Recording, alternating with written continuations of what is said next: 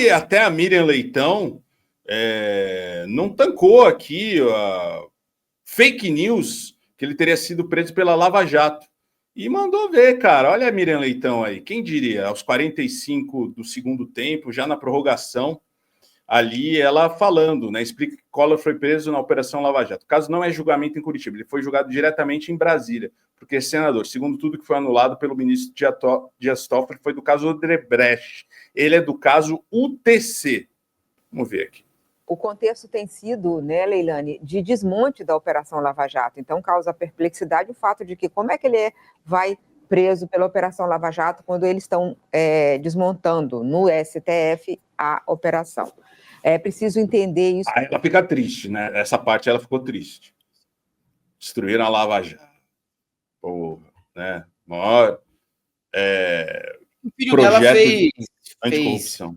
Fez livro, né, sobre Sim, isso, então sim. Ela tá chateada. Homero Leitão, filho de Miriam Leitão. Isso porque é tudo muito, muito complexo.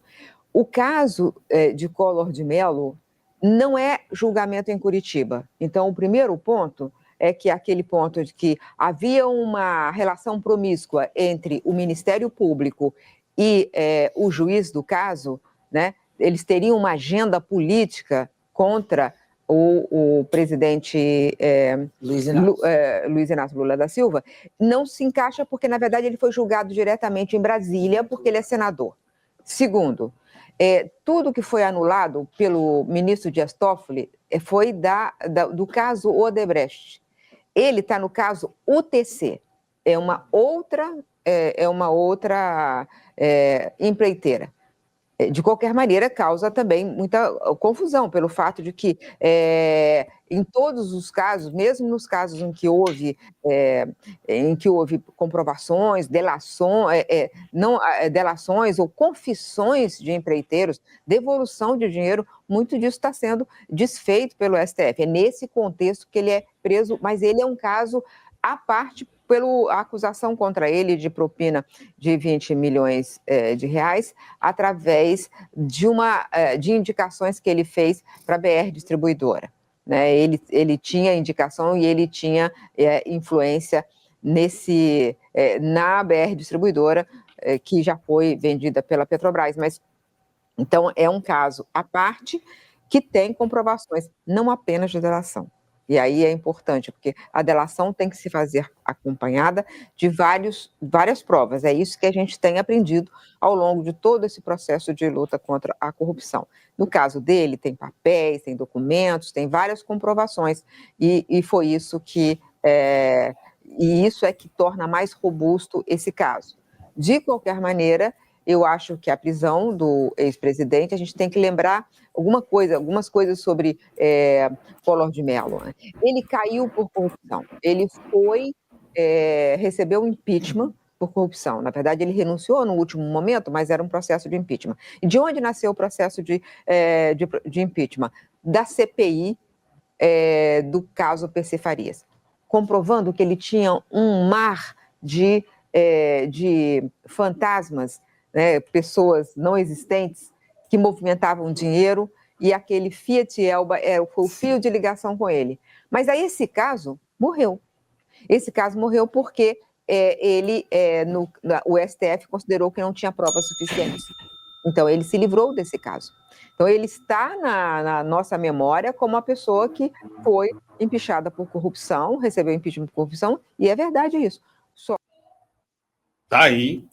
Chega, 3 minutos e meio de Miriam Leitão, e na CNN também.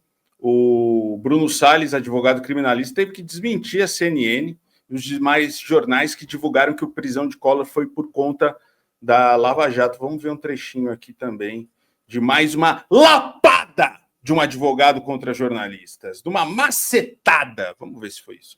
Então, como é que a gente embrulha aquilo que o STF está desmontando e aquilo que ele está levando à frente e condenando. Bom, boa noite, prazer falar com você novamente. Eu acho que, na verdade, usando o termo que você colocou, que a gente precisa desembrulhar a Lava Jato, porque Lava Jato nada mais é do que um golpe de máquina.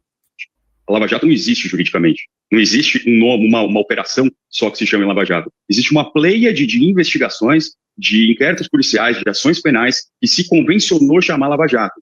Começa isso com uma operação que de fato chamava Lava Jato, uma operação da Polícia Federal, uma operação que depois acaba tendo outros desdobramentos, que é capturada pelo Ministério Público Federal de Curitiba, a famosa força-tarefa da Lava Jato. Eles emprestam esse nome da primeira operação para que eles continuem gozando daquela popularidade que havia alcançado naquele momento. E a partir daí, uma série de operações começam a ser chamadas como a falar que fazem parte da Lava Jato. Essa é uma operação, por exemplo, que não tem nada a ver com a Lava Jato de Curitiba, onde nós tivemos problemas de um juiz que foi considerado parcial, onde nós tivemos conluios do Ministério Público com o juiz, onde nós tivemos delações premiadas que acabaram sendo questionadas, onde nós tivemos problemas com cadeia de custódia de determinadas provas que fizeram com que essas operações fossem anuladas. Então, são várias investigações diferentes com vários problemas diferentes. Muita gente na Lava Jato continua condenado, já cumpriu muita gente na Lava Jato cumpriu pena, inclusive já saiu do sistema penitenciário. A gente tem exemplos grandes, o Youssef, aquela doleira Nelma Kodama,